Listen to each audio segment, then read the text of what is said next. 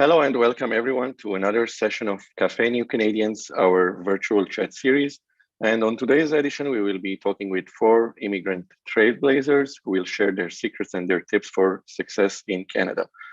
Café New Canadians is brought to you by the New Canadians TV network, and you can watch our programming on Omni Television across Canada every week on our YouTube channel, as well as on our website, newcanadians.tv.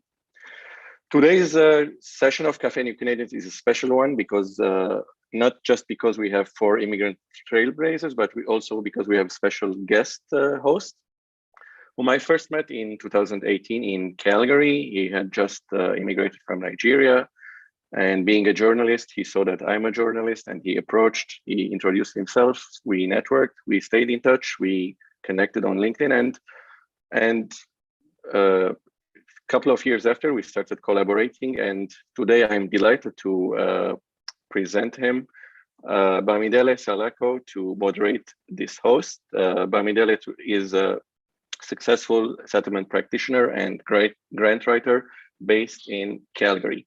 Welcome, Bamidele, to this session. Thank you very much, Gerard. Bamidele, before I hand it over to you to introduce the panelists, I'll just remind the viewers that they can ask their questions to the panelists during the session, and you will pass them to the panelists and they will try their best to answer all those questions. So over to you, Bamidele. Thank you once again, Gerard. It's a great pleasure to be here today.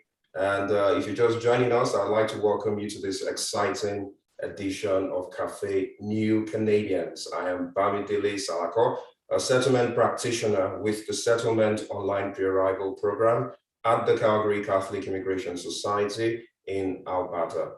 I have today with me an incredible panel of immigrant trailblazers who will be sharing their lived experiences in Canada. On the panel is Nalina Cheriandi. She's a finance professional and author of the book, The Maple Leaf Effect, which has been considered as the book you need to read to make your life as a Canadian immigrant legendary. We also have on the panel, Ayo Owodunni. He's a management consultant and a diversity, equity, and inclusion strategist, producer and presenter of the podcast, The Immigrant View, and he's also a contributor on CBC Radio on the How to Canada column. I also have here Subjit Singh. He's an award-winning career strategist, one of Canada's top 25 immigrants in 2013, just after 3 years of landing in Canada, and also a published author of the book, Same Shoes, Different Doors, in which he chronicles his life experiences as a Canadian immigrant.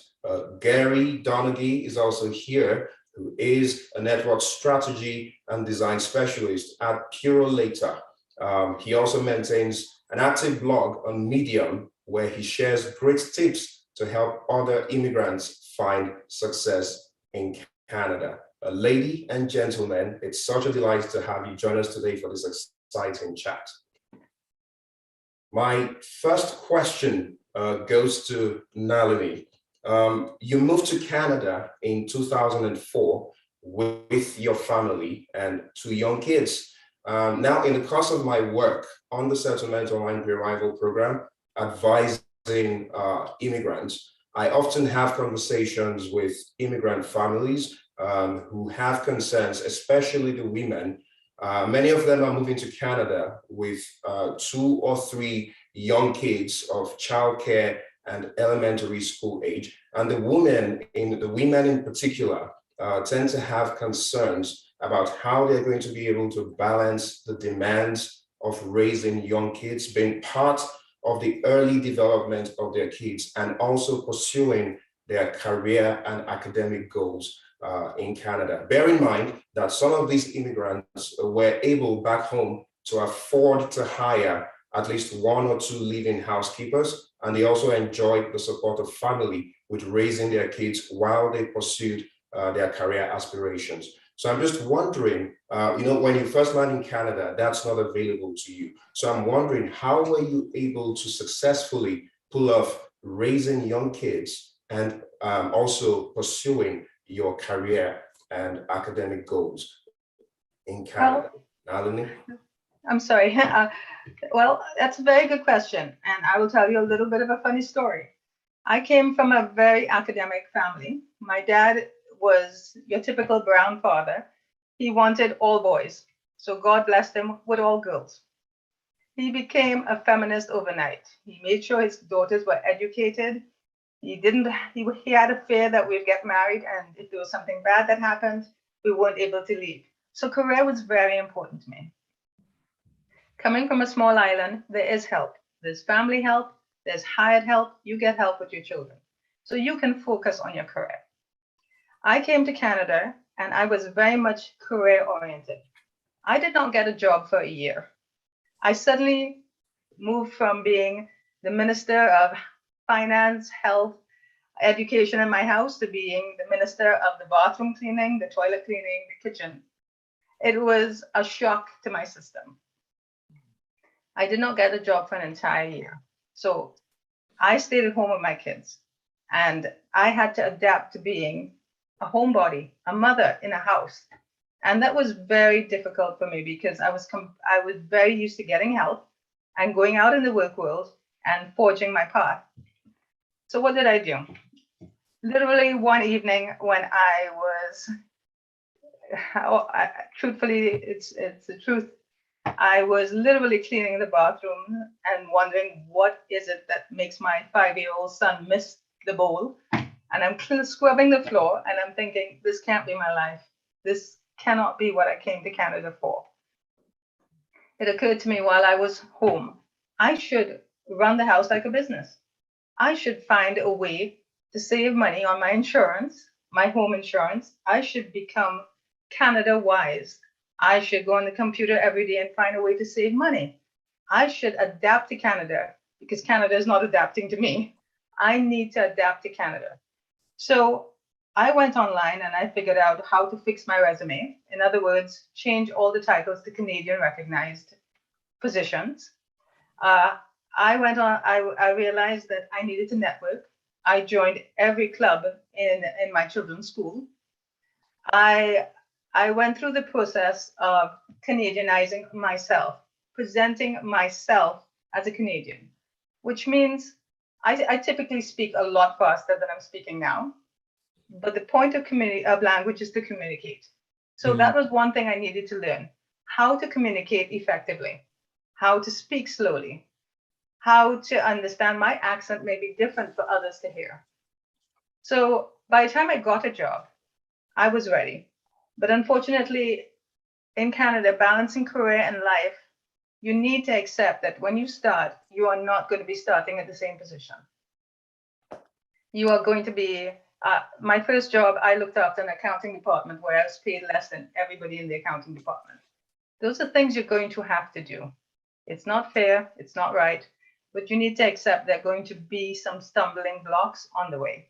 So when you ask me how to balance, it depends what happens. If you come straight into a job, you need to learn quickly. If you don't come straight into a job, which is most likely, learn the system. Learn what makes you an effective interviewee. Learn how Canadians behave. In other words, what's the acceptable clothing for interviews? Learn how to present yourself in a certain way. That is what you should be doing at home if you're used to being a career person. And in my case, I also learned how to really clean a fridge properly. These are all things you learn. I'm stunned what I took for granted in Trinidad, having someone clean my house. I am stunned how much work it was. So it's all a learning experience, and balance between career and family, it will come. But if you have downtime, learn what it is to be a Canadian. Learn how to present yourself. Networking could be going to your kid's soccer game. If that's what's available to you, do that. Wow, touching and inspiring story there, Nalini. I like how you summarize it in just one compound word, Canada-wise. And that brings me to the next question, Sujit. Many immigrants are concerned about how they will be perceived in Canada because of certain cultural characteristics that are an integral part of their core identity. For example, in the course of my work, I have conversations with Muslim ladies from the Middle East and from a place like northern Nigeria who wear hijabs and are concerned about how they're going to be perceived in Canada. I have conversations with people who feel like their accents will be limiting factors to them securing jobs or integrating successfully into a Canadian workplace. For instance, you yourself, when you first landed in Canada, you were told by some people that there was no way, no chance on earth that a Canadian employer will take a bet on a turban-wearing immigrant. But you defied the odds, and you went from being someone who was being asked to deny their cultural identity to becoming one of Canada's top 25 immigrants within 3 years of landing. How did you navigate some of these hurdles when you first landed? Well, thank you. This is Bamidele, very interesting question. And I will bank on what Nalini just mentioned, that when we are new to Canada, even if you have a social support, means you may have some friends, you may have some family member, you are very vulnerable. You are vulnerable to everything. Forget about weather and food. You are vulnerable to a new place where you don't know how people will look at you. So you rightly mentioned, I wear turban and I have a beard. I'm not a regular male person who is just a regular person, right? I'm little irregular. But before coming to Canada, I was very confident because there is a lot of South Asian population, especially population from the northern province in India, from Punjab. And we saw in recent elections, we had ministers who wear turban. But for me, I went through my own struggle because ground reality is different. People do look differently at you when you look different. And honestly, things did not change for like they are still the same. What changed is me, not the outside world. But what made me to be more confident and comfortable is that I quickly started learning about how should I be perceived, what I should change. And definitely, again, second thing which Nalini also mentioned, I tend to speak very, very fast. Now I have paced it at a place and at a pace where I speak slow. I do it on purpose, but now after 12 years, 10 years, I'm very comfortable speaking slow. It is very difficult when you are different. Either it can be hijab or a turban or skin of your or your color of your skin, because this is how the real world is. But my role as an immigrant is first be confident inside and outside.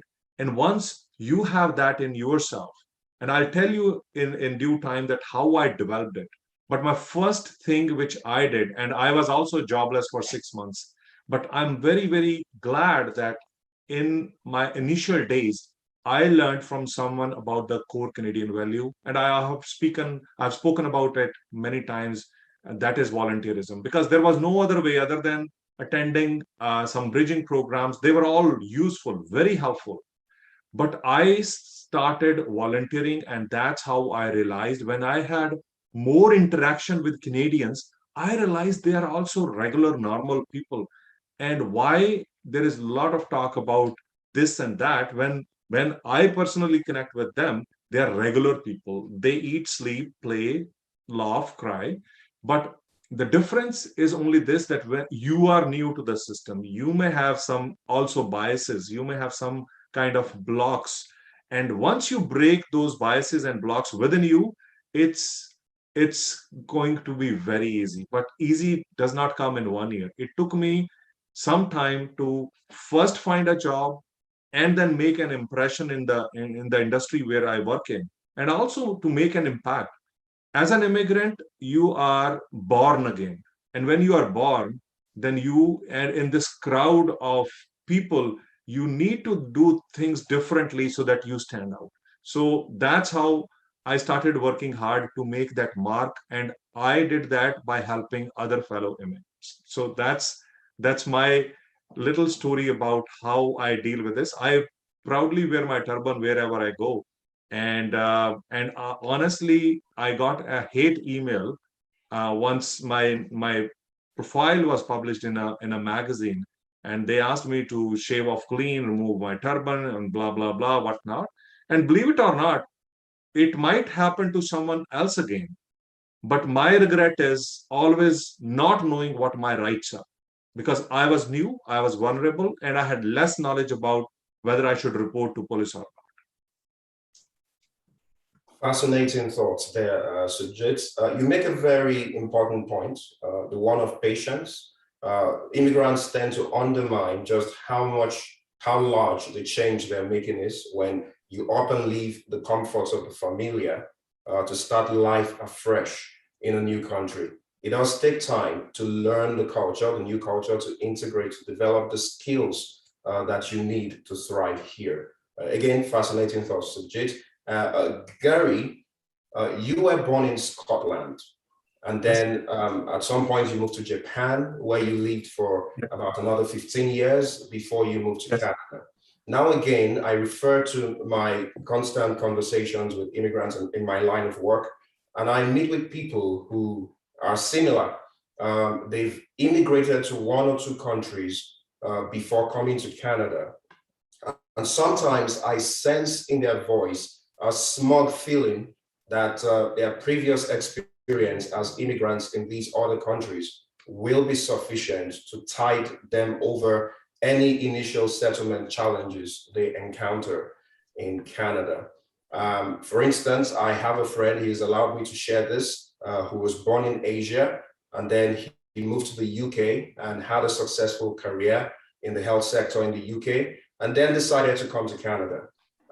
He shared the same confidence that, I mean, he saw no reason why he wouldn't be able to replicate the same success he had in the UK here in Canada.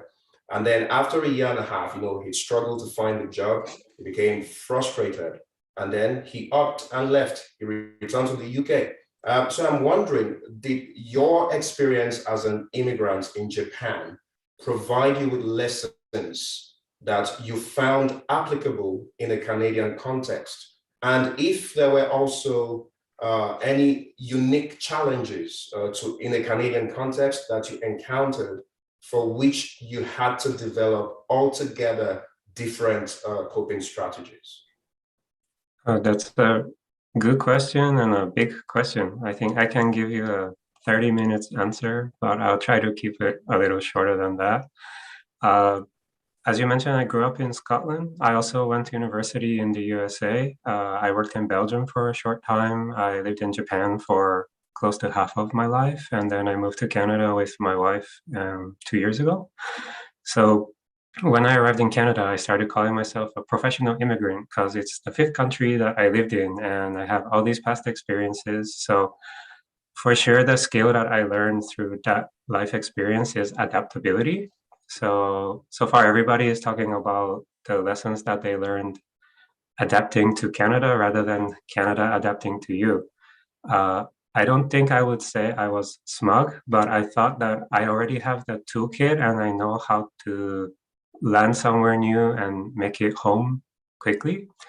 I'm the only very, very white person on this panel, so it might be strange to talk about visible minority, but as you mentioned, I lived in Japan for a long time and I'm 190 centimeters tall and I'm a very, very tall white person. So I was a visible minority there, head and shoulders above the average person. So I physically, literally stood out and I experienced lots of discrimination there. And I used to think that's not fair, but I don't know what are my rights. I don't know how to deal with it. So I just accept the problem and move on. But over time, I learned the language. I grew my career professionally. I got better connections with some friends and changed jobs. I had relationship, got married, started family, etc. And one day I realized, oh, the life is very comfortable here and I know how to navigate the problems. But that took me a very, very long time. When I moved to Canada with my wife, we faced some of the similar problems that probably the audience is going through right now or will experience ahead. But I knew I can do this. That's the thing that is the strongest feeling in my mind, in my heart, is no matter how much trouble we face or whatever kind of problem we face, I have that past experience. So I got through it then and I can get through it now. I think the one word to describe that is resilience. So I'm not sure I was ready for minus 30 degrees winter and stuff like that, but definitely like navigating a new culture, the resume adapting, networking from zero is tough. But I had a blueprint in my mind of what to do. So maybe this is an answer to a different question later in the chat. But for me, I'm also an engineer by background, so I like planning. And I found that making a plan before I arrived in Canada, so I had some idea of the things I should start with and what kind of network I would like to build and what kind of agencies or organizations I want to talk to. I had a pre-arrival mentor, for example, who also gave me advice. I knew I wanted to take a bridging program for newcomers. There's like culture bootcamp. So I had a list in my mind of all the things I didn't know about Canada, and I made a plan at the beginning, a small plan, just a few steps. But I wanted to try and work on those things that I didn't know. And from there, we arrived in Canada 2 years ago this week. We had a little girl in the summer. She's 6 months old today. So my life, my family's life today is very different from when we arrived just 2 years ago. But we are deliberately working, my wife and I, to network, to make connections, to learn. And I fall between that I have to adapt to Canada and Canada has to adapt to me. I think everybody has special quality, unique ability, experience, capability. That's why Canada welcomes so many immigrants. We have value. We can contribute to the country. We can do a lot of great things. So the second thing, in addition to resilience, I would say, I echo the point before, is confidence. I know I'm a good person. I know I have good skills. I have good experience. I don't believe I deserve a job or I deserve a successful life, but I know that I have the confidence to work at it and make things happen. So yeah, I will summarize confidence and resilience. That's the lessons that I brought with me from my professional immigrant life when we landed. Remarkable insights, Gary. Thank you for sharing your story, and congratulations on 2 years in Canada, by the way, as well as the arrival of your daughter. I'm sure she's keeping you busy. I will refer to 2 points you made in addition to resilience and confidence. In passing, you mentioned planning, which is key. The quality of your preparation determines the quality of your performance, so to speak, when you arrive in Canada. And you also make an allusion to a very important topic, that it's not just about us adapting to Canada, but about Canada adapting to us, because we each bring a unique value to the country. Which brings me to the question for Ayo. Ayo, you're a DEI expert, diversity, equity, and inclusion. And I find that a lot of immigrants find themselves at the intersectionality of gender, race, religion, and so on. And as such, they face multiple barriers to social and economic integration in Canada. I read a report recently that stated that a high percentage of immigrants, racialized immigrants to be specific, do not, are unable, I should look that up, earn significantly lower than their Canadian-born counterparts with comparable levels of education. and also that racialized immigrants have limited representation in boardrooms and in management roles in corporate Canada, in government, in nonprofits. That brings me to my question for you. You and every member of the panel here today represent a growing breed of immigrant professionals who are able to defy the odds and achieve incredible feats in Canada. So I just wanted to ask you, I wanted to pick your thoughts from your personal experience and expertise, working with immigrants and Canadians alike. How might an immigrant professional position themselves to be competitive and successful in the Canadian workplace? Thank you very much for that question, Deli. I really do appreciate it. Hi to everyone here. That is a very deep question that I think can be, we can give insights to those that are listening. We can give insights to those that are leading as well. I will first start out by saying that there's this equation that I learned a while back from a friend of mine. It says actual value plus perceived value is your overall brand. And many times as an immigrant, when we come in, one of the first things that we focus on is our actual value, our education, our diplomas, our certifications, and those types of things. And those things are great. But there's the other aspect, the perceived value. That's what is able to transcend and help you move to that next level. So the importance of networking. What do people see? What do recruiters see? What do board members see when they go online? I just recently joined the board. And after I came on, after the whole interview process, one of the key things that I heard from the board members and the board chair was, oh, we went online to search for you. We listened to the podcast. We read this. We saw this blog information. Those things were part of the strategic plan that were put in place because of that perceived value. So by the time I came in for the interview to join the board, it wasn't just the actual value, which was coming in at that point, but it's all the other things that has happened beforehand. So when it comes to Canada, there is a game. I don't want to call it, there's a game that we all play or that we all have to learn in this new place. And I think everybody alluded to it with that whole phrasing around adapting to Canada. There is they're going to look for your education. People are going to look for your qualifications. They're going to look for if you have that Canadian experience, that Canadian certification, all those things that you need to work on. So what I usually advise people is when you arrive, or even before you arrive, go online and look for that ideal job that you were searching and looking for, and start checking to see what the qualifications are for those positions, and make that part of your career development plan. So if you're looking for a PMP certification, well, you got to work on that. If they're looking for this certification or whatever it might be, you can start working towards those things. You can join the associations as well, because it's at those associations that you get to meet people within the industry that are already working in the industry. And you start to network with them and connect with them and ask questions, pick their brains. They could be people you could use as references in the future as well. So all of this helps with your positioning. And then we talked about your perceived value, which is what are they seeing online about you when they Google you? If they check your LinkedIn profile, is there a picture of you there, or is it just blank? There are little pieces of information, but they can make a world of difference in terms of impression.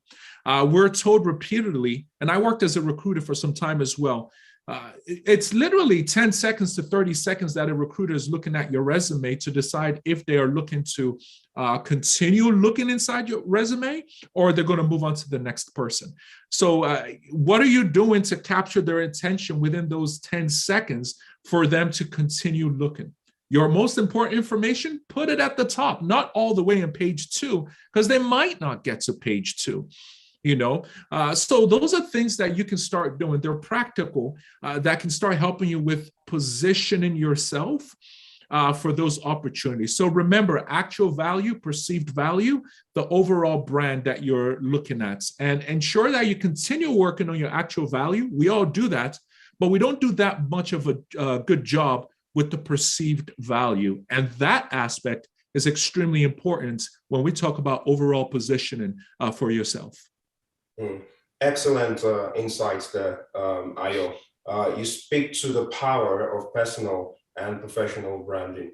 Thank you for those thoughts. If you're just joining us, I'd like to welcome you once again to this wonderful edition of the Café New Canadians. We've been in conversation with amazing immigrant trailblazers who are sharing their lived experiences and great tips that can help other immigrants succeed in Canada. So, Jit, I noted that you wanted to add something to Ayo's thoughts. I am so glad Ayo you mentioned about it. And I will speak about 2 points here. Number one, first of all, I want to congratulate New Canadian Media, Gerard and entire team. If I look at from where you guys have started and where you are, New Canadian Media is the true example of diversity. You invite people from diverse background. Look at it now, right now. Gary, I never knew you were educated in Scotland because I worked in a university which was affiliated to Scottish University. And Ayo, you mentioned about diversity. You mentioned about the board experience. I want to mention here that I wanted to be visible. I wanted to be seen. And I was just looking at a piece of paper.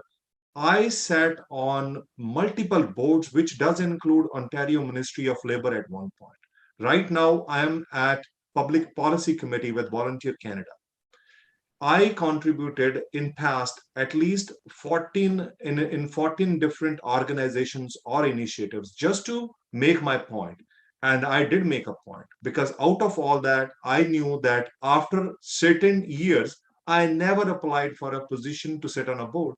Invitation came to me. So when you were mentioning that what people see in you, the actual value and perceived value, and I want to add, does it match? Because we can't control what others can see, but we know that how authentically we want to contribute and how authentically we are learning in this process. So I'm glad. And that's why I wanted to interrupt, because I want to congratulate New Canadian Media for actually not only talking about diversity, because diversity is something, it is a big question for me that what do you mean by diversity? When I am not able to talk to my neighbor who is from Nigeria, or when I'm not able to talk to my neighbor who is from ABC other country, then I can't talk about diversity, because diversity is not only skin color, religion, or the way you look. Diversity is actually knowing another human being and respecting that. So I'm so glad that this panel, this platform allows us, we are from diverse backgrounds, be it our country or our social norm we follow in our day-to-day life. So I just want to comment on that. And I'm enjoying this conversation, taking my notes, because it's huge learning for me as well. Awesome subjects. You and I both speak to the power of visibility. I find that a lot of immigrant professionals tend to focus more on their technical skills. I'm good at what I do, and that should be sufficient to earn me a promotion, a pay raise, an invitation for added responsibilities. But I also find that in Canada, in the Canadian context, you have to be able to show and communicate your accomplishments. You have to be able to show and demonstrate your value, your strengths, your assets. And that brings me to the next question, Nalini. How does an immigrant go about just demonstrating how much value they are bringing to the table? How do they communicate their accomplishments without feeling as though they're blowing their own trumpets or they are being arrogant? A lot of immigrants I find are not comfortable talking about their accomplishments, but this is a necessity in Canada. So your thoughts on this, please. Okay, I'm going to lead off with answering this question by recognizing the challenges people of color face in Canada. Going back to the question and the discussion with Ayo, I wanted to bring to attention the earnings between a Canadian-born white man and an immigrant white man in 1991 was 2%, the difference. For a visible minority, it's 16%. Now that was 1991. So you say, what's the next study? 2006 showed a study over a 15-year period. What it showed was that if you are white and you have a second generation children, there's no gap, there's no earnings gap if you're European origin. But there's an earning gap if you are born Canadian and you're a visible minority. There's an earnings gap that has increased if you're a visible minority and you're an immigrant to white male Canadians. And why I bring this up is it's important to toot your horn. It's important when you get into an interview. And I'll tell you about an interview I went into. My recruiter put me in as the 7th candidate company would see. Why did he put me in as a 7th candidate? I was a wildcard candidate. I did not fit any criteria that this person who came to the recruiter asked for. I had no Canadian experience. He asked for a man. I mean, I did not fit any criteria. We got into the interview, and I could tell the person interviewing me was just going through the rigmarole. In the end, he said to me, he made a joke. He said, I don't usually hire people with names I can't pronounce.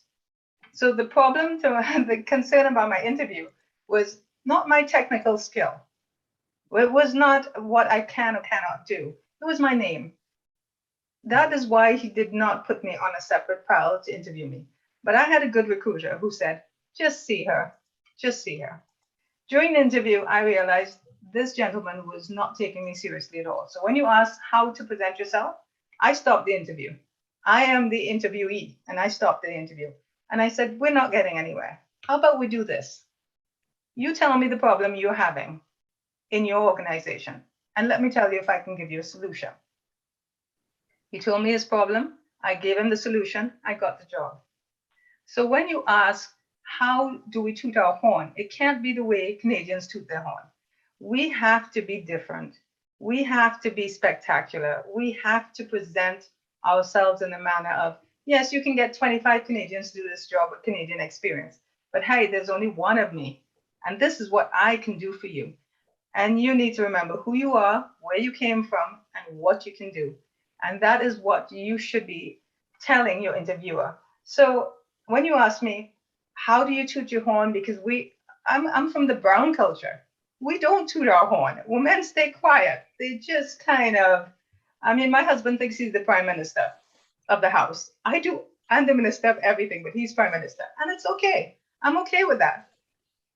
But when it comes to getting a job and looking after your family, you need to put yourself out there. So think about what is different in you to the candidate the next person is seeing. What can you offer as an immigrant that they have not seen before? What skill can you bring to the table? And you need to get out there. They're not going to see you unless you open your mouth and say something ridiculous. When I finished my interview, my recruiter said, what did you do? And I said, well, I was going to lose the job anyhow, so I may as well go all the way. He said, the gentleman passed him on the door and he said, I want her. And he walked out the door. That was all he said. So my point is, remember what makes you different. Sell what makes you different. There is no shame in saying, hey, I have this that the other person does not have. And I grew up in a household, a brown household. We do not toot our horn. But this is for your family. This is for your life. The only person who's going to make the difference is you. Fantastic thoughts there, Nalini. Recognizing your unique value proposition and being confident enough to communicate that. Gary, you wanted to add some thoughts? Yeah. So I'm not gonna talk about what is Canadian experience, because that might be many, many other hours of discussion. But a lot of immigrants will learn that there is a kind of hurdle or barrier that, since we come from somewhere else, the interviewer or the recruiter is looking for familiar so that they can feel comfortable about hiring someone. And if you've moved from another country, your university has a, for lack of a better word, a funny name, or they don't recognize it, or they don't know the company that you work for, you're going down some steps compared to somebody who went to the university in Ottawa or they work for some famous Canadian company. So One advice that I kind of created for myself is acknowledge immediately, hi, I'm different. I know there's a Canadian experience barrier. I don't care. I'm great. I'm special. I know you're here to interview me, but I'm also interviewing you if I should work here. So you have to sell me on why this workplace is so great. Here's why I'm great, and you should hire me regardless of the Canadian experience.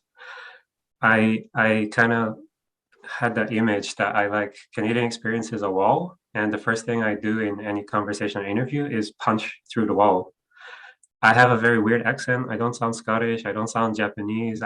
Some people think I'm Canadian or Scandinavian or whatever. So I usually have to explain that at the beginning if I choose. If I choose not to, I just start talking and trying to relate my work experience, not mentioning the country or the company, just I know that I'm interviewing with X position, X company, and I have X plus experience from the other place. That is a match. Or you just show I have the skills, I know how to do the job. Who cares about Canadian experience? That's all built on confidence, which is really, really tough for newcomers to have. Sukje mentioned earlier about feeling vulnerable. There's a lot of points of difference when you're a new immigrant here and you're trying to fit into the mold of a Canadian applicant who's also applying for the job. But as I mentioned before, we all mentioned before, like we have skills, experience. When you land here, maybe you feel like the ground is not stable, but after you get over that shock and you find your feet, you can work on your confidence very quickly. And it won't work for everybody, I'm sure. Everyone has a lot of differences. I mean, I'm the white European guy, but I didn't come here directly from the UK.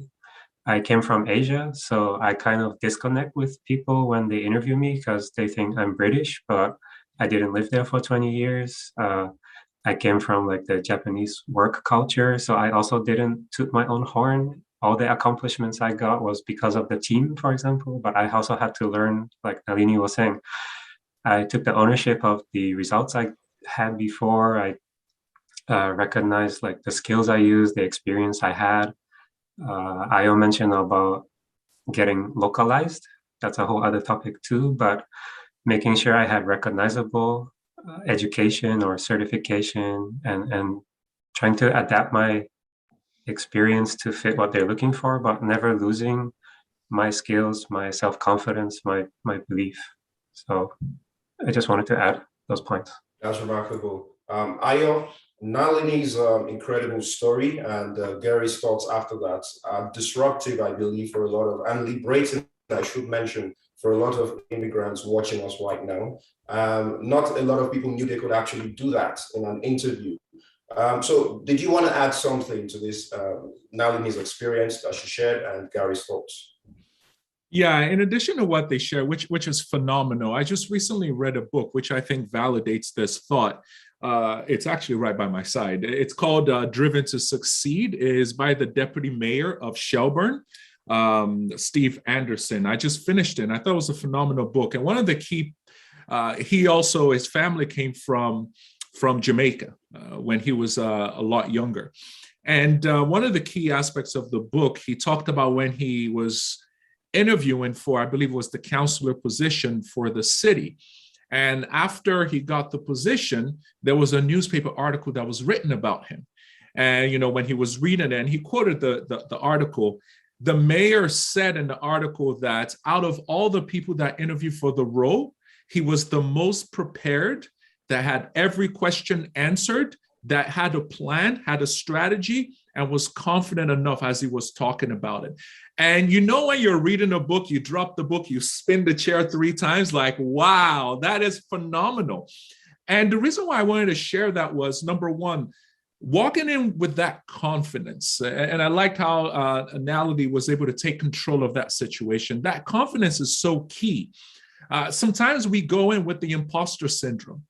And my mentor, who is he's a CEO of a mortgage company here in Canada, he gave me this challenge about 3 months ago. He said, Ayo, whenever you walk into a room, I want you to walk in like you own the room.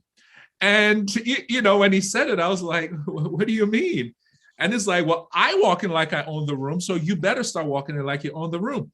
And then I was like, well, how about, the color of my skin? I'm usually the only Black person in many of the rooms that I walk in. And he said something that I will never forget.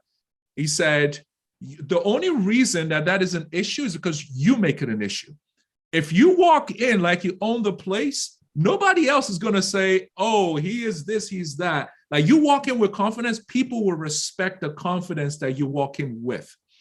And that's the kind of mindset that I've been pushing myself to have, regardless of how I look, regardless of my education or whatever it is. You walk in like you own it, and you go in with that confidence, and people will respect that, whether it's an interview, whether you're joining a board, whatever it might be. Show up ready, and people will respect that. So I think that confidence is so important. Preparedness, like the Deputy Mayor, Steve Anderson, in his book, being so prepared for that interview, being ready for it, answering every question with confidence. My wife, I remember when I was interviewing, she looked through the job description and basically wrote down a question for everything that was written there. Tell me about this, tell me about, and she now wrote it on note cards. And whenever we were driving, she would just pull out a random note card and ask me. When I'm brushing my teeth, she pulls out a note card. When I'm in the shower, she pulls out a note card. And I'm just like, can I have my privacy for 5 seconds, please? But what it did for me, and you will not believe this, by the time I went for that interview, there was only one question that was asked that was not part of her note cards. Every single question that was asked was part of the 50 note cards that she threw at me on a daily basis. And I was prepared with examples, with stories. In fact, I had like 2-3 scenarios for every one of them because we prepared so much. So preparedness and confidence, in addition, is so critical and can set you apart from everyone else. Incredible, Ayo. And one of your points brings me to the next question as we begin to round up. So I'd like each of you to just answer this in about 2 minutes. Much has been made about the need for immigrants, to build strong professional and social networks of mentors and industry peers in Canada. So I just wanted to find out from you how much your social networks, Ayo just mentioned how a mentor was able to influence him in how he carried himself, in his self-comportment. So I just wanted to find out from you how your personal networks have influenced your integration experience in Canada, have impacted on your outcomes, employment outcomes, settlement outcomes in Canada. So Sujit, please go ahead. 2 minutes, I know my limit now. I tell you first learn how to network. Honestly, I might have a different style of approaching people. Second most important thing is never ever forget with whom you have networked, because everybody gave you 1 or 2 or multiple lessons. What I see in immigrants, not including myself, because very recently I threw all the business cards because I took pictures. I spoke to a security guard, to a lift attendant, or to office admin. I never forget them. I even went back after 3 years to an organization where I applied for a job, and that was a brutal experience for me. But after 3 years, I went to them to say thank you, because that experience gave me a learning experience. So yes, number 1, learn how to do it, because definitely if you are new and if you are coming to this side of the world, networking is not to get work. I know Donna, who is not anymore on this earth, Donna Messer is her name. She was known as Queen of Networking. Network not to get work. Network is to learn. Network is to build not only your confidence and your social capital. It is to learn from others and tell them what you can share in that learning, right? And then keep in touch with those individuals with whom you get connected in your journey, because networking is again not one-time activity. It is in multiple layers, and it should be part of your life as long as you are known as immigrant in Canada. In my life, I will quickly say it has played and still playing huge role in my life, both professionally and personally. And that's how I'm coming up with my second book, because in my networking, in my experience of meeting with people, I have learned a lot from all of them. And believe it or not, my cards are already ready with Ayo, Derry, and Delhi, and Nalini, your thoughts, right? And I am now networking with you virtually. But then make it authentic, make it real, not for the sake of meeting people. It is actually a lifelong relationship. You may never meet that person, but make sure that the impact you are going to leave with whom you are connecting is a lifelong impact. It can be both way, and it develops a win-win kind of a situation for both of you, because if you are learning from someone, of course that individual is also learning from you. So be open, keep exploring, because it is hit and miss. You may meet somebody who is just one-time networker. You may meet somebody who is a lifelong networker, and you become a real connection later on. Great thoughts, Sujit. It's very important you mention network not only to get work, but to learn. People can tell when you're in it for what you can get out of it. So it's a very important point you make there. For time, we're going to move on to the next question. And I know all of you, so this is a question I'm directing to each and every one of you on the panel. You each have a channel, an outlet by which you pay forward, by which you're sharing thoughts and ideas, and resources to help other immigrant professionals succeed in Canada, whether it be your book, Nalini, which is available for free on your website, and your book as well, Sujit, whether it be your blog on Medium, Gary, and of course, Aya's the Immigrant View podcast and the How to Canada column on CBC Radio. So I would just like each of you to talk about what prompted you to take that step to create an outlet where you're paying it forward to other immigrants, and what has the reception been like?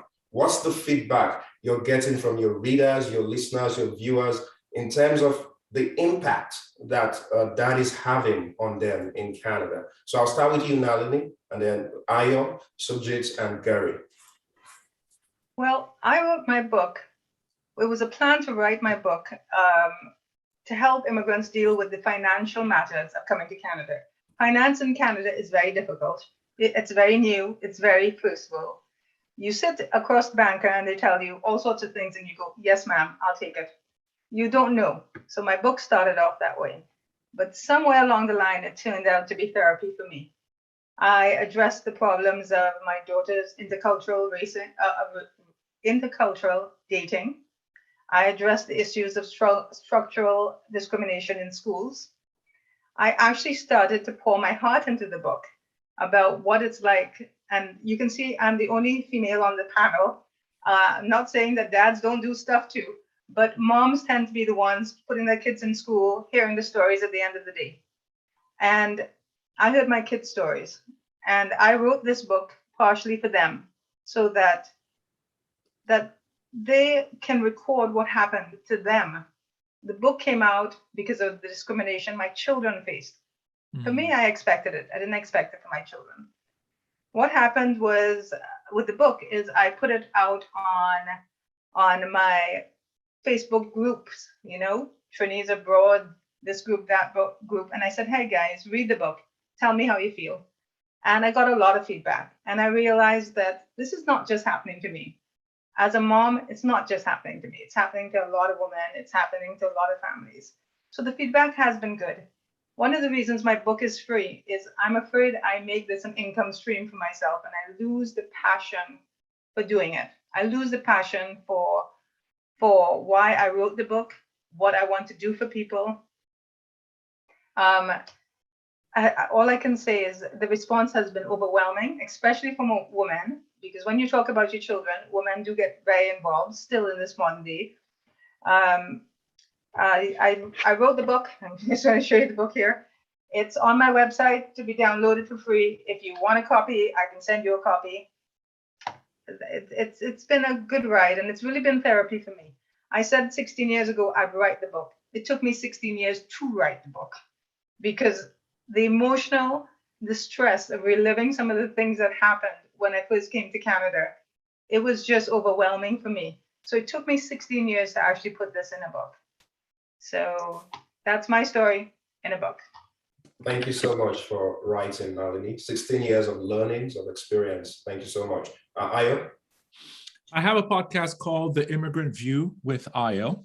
It's available on all major podcast channels. And basically, the goal is bringing professionals on, the people who are doing extremely well, whether in their area of expertise, in their personal lives, who are immigrants or who are immigrant allies. And the idea is basically, what can we learn from you that can help us grow? There are many things I'm learning from people that I'm interviewing that if I knew it 5 years ago, I've been in Canada for 5 years now. If I knew that 5 years ago, my journey would have been a lot faster, a lot smoother, a lot safer, with fewer mistakes.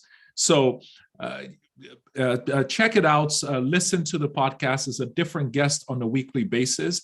And I feel like I learn more than the listeners. In terms of the impact, I've had people reach out from India, Oman, Jamaica, so many different places. I have no idea how they find out about it, but they're either planning to move to Canada or they just recently arrived and they have questions and thoughts or asking if I can mentor and so many things. And I would say it's a privilege and it's an honor to be able to hear people, to be able to speak with people, and just find that platform to bring the experts to speak to them. I am not the expert. The experts are the guests. My job is just to ask questions and shut my mouth and let them do their thing. And it's really transforming lives. So the biggest challenge for me is learning to shut my mouth and allowing the guests to be able to really share their expertise with each individual. Ayo, you were asking how they found out about your podcast in Jamaica and other places. Value flows like a river and it has many tributaries. That's how they found out. Sujit, please go ahead. Sure. How I decided to write a book it was not even my dreams. But I want to tell you that when I bought my home and one day something triggered, because by then I was speaking at many events. I am invited to many nonprofit organization conferences where I'm just sharing my story through slides, showing them the pictures, because my story is made in Canada. Every single thing in this book is made in Canada. So you look, this represents Canadian dream. And you look, this is Canada's 150th logo. And you look at these shoes. These are my shoes. These are the shoes which I never wore. These are the shoes which most of immigrants, they will buy when they want to go for ABC job to run their kitchen, just put food on table. So what happened was, on the very first day on my way to this job, I was fired from that job. I was never hired, but before I have reached to do that job, I was fired from the job. Remember, I was mentioning about 3 years after I went to the same employment agency to say thanks to this lady who fired me. She does not recognize me. But these shoes I bought this represents the struggle of every immigrant. So, and I kept sharing my story, after 3 years, boom, not after 3 years, but as soon as I got my job, I knew that I have a story to share. I started sharing story by meeting people, by putting that story out with my colleagues, with my friends, with my network, and they started inviting me. One particular instance was when I was invited to speak in the library in a community center in North York. I shared my story. I was sharing my story and I saw somebody was crying. And I stopped and I said, "What made you cry?" Because in my story, I was sharing that how fearful I was to take a bus when I came to Canada. And she said, "Sukhjit, you just spoke about me, that how fearful I was to take subway in Toronto. Why don't you write your story, which you are sharing now, in a book?" I never thought I would write a book. But then what happened is, when I became on the news or on our media that I am one of the top 25 immigrants, that is when I decided to write. I self-published this book. The Same Shoes, Different Door title was not it was not an accident. I actually wrote a very small piece in 2011 for a website called www.settlement.org. In Ontario, we use it very prominently, and I know the rest of the Canada also use it. So I wrote an article about how that website helped me. And the title was Same Shoes, Different Door, because of these shoes, and I never sold these shoes. I never went back to Walmart to return it because it is still brand new. But this represents our dreams, and this represent our struggle, right? So that's how I spoke to many editors, many publishers, but ultimately I could not afford those publishers. I could not afford those writers or editors.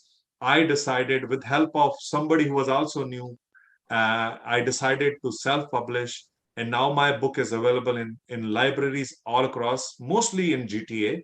It is also in West Coast, East Coast, somewhere in non-profit organizations. So if you are in GTA, if you are in especially Mississauga, Brampton, you can go grab this book in public library. And I have dedicated my book to Canada's 150th birthday, so you will see that logo. And that's how I decided. And it did not become bestseller, I know that, but I consider myself bestseller because every now and then I get some kind of email or a message, I read your book, and this is how it has influenced my life. And I always say, in our journey, one and only one component as an immigrant will work for all of us. That is a continuous motivation. And my book gives that motivation, not only hope, but some tips that how you can succeed in Canada. Awesome. And I also saw some incredible comments on Amazon about the book. Gary, finally. I'll try to be quick. I know the time is coming up soon. I started a blog because I was tired. That's the short version. So I got my job, my first Canadian job right before COVID, and I was using LinkedIn for networking, and I shared a post about getting this new job. And in 3 or 4 days, I got 20,000 views, and many people started sending me questions. So at that time, I'd only been in Canada for 5 months. I didn't think I knew much or could help people, but I started trying to answer all the people's questions that were coming to me, because just pay it forward or help people not make the same mistakes that I made. And then over that summer last year in 2020, I was getting contacted from time to time from different people in Canada, outside of Canada, but the questions were always kind of similar. And so I was going back and doing copy paste or adapting the answers and still trying to help people. And then I realized I was doing this a lot, and I should keep all the information in one place and then just send a link. And I thought that's the easy way to do it. I can organize my thoughts. I can write about different topics, like how to network, how to do an interview, how to do video interviews, because we were all in Zoom world at that time. And then if people ask me a question, I could just send them a link to that page. And I tried to put as much information as possible on each article. And then in 1 year, I had 26 entries. So that's kind of nice. It's like one every 2 weeks, although I think I wrote half of them in 1 weekend. I just got an inspiration, like write down as much things as I can think of right now. And then it's always there. The internet lives forever. So whatever I put down there, I can just point people to it. I still get questions. I shared the blog on LinkedIn a lot because I thought that's the easier way for helping people find the advice that they're looking for by themselves. And yeah, I was tired of doing that work and seeing the same questions. So I wanted to put everything in one place and try to make it easier for others. And yeah, help people not make the same mistakes I did, or learn from my advice and do things faster than I did so that they can settle down quicker. That was my goal. Great stuff. Thank you so much, Gary. On that note, we've come to the end of another exciting Café New Canadians session. If you're just joining, you've missed a chunk of information, but you can always catch the replay on the New Canadians YouTube channel. We didn't get any audience questions, but the feedback has been overwhelmingly positive. And I just want to thank each of you for taking the time to share your thoughts, your ideas, your insights, your experience, your lived experiences as immigrants in Canada. And I'm sure someone who's watching now and others who will watch the replay would have 1 or 2 tips to take away that will help them succeed in their own immigrant journeys in Canada. Thank you very much. I'm going to hand over now to Gerard. Thank you, Bamidele, for the moderation, and big thank you also to all the panelists, to Ayo, to Sukhjit, to Nalini, and to Gary for all the inspiration or tips, advice they gave, their experiences they shared. That's why we organize what we do, because it's always challenging for immigrants, but there's also a lot they can do to get around those challenges, to address those challenges successfully. And that's why we regularly, through our work, through TV, through the virtual space, through YouTube, through our website, we bring all this immigrant trailblazers and all this inspiration to guide people successfully forward. So thank you, everyone, once again. Just a quick reminder, I know we're over time. You will get a recording, a follow-up email that will include a recording of this session, as well as the links to the resources that our panelists had today. You can, as Nalini mentioned, you can download her ebook from her website. And surprise, we will do a giveaway. So one of the attendees of today's session on Zoom will get a print copy of Sukhjit's Same Shoes, Different Doors book. So we will make a random draw and contact the winner right after this session. And this is the link to Ayo's podcast and also to Gary's blog. So all these links will be included in the follow-up email. So if you couldn't grab them now, don't worry about it. As today's session, we continue to organize virtual chats, virtual panel discussions as part of Café New Canadians on a weekly basis. So if you want more of inspiring, helpful, trusted advice and information, please join us on one of our upcoming sessions. And to know about our upcoming sessions, you can always follow us on our social channels or on our Telegram messaging app, as well as through our newsletters that you can subscribe on the website. You can also follow and subscribe for the updates on our YouTube channel so that you are aware of all the live streams, all the videos we keep uploading to the channel. Those of you who have joined through Zoom, when you exit the webinar in a few seconds, you will find a survey waiting for you. Please take a few seconds of your time to fill this survey, because it will really help us make the experience even better for you in our future sessions. We always love to hear from our viewers, as the comments came in today on YouTube as well as on Zoom. We like to hear from you. So if you have any suggestions, comments, questions, please connect with us.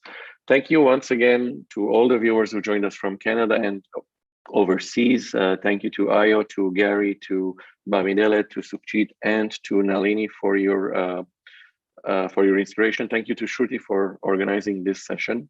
And see you in a new episode of Café New Canadians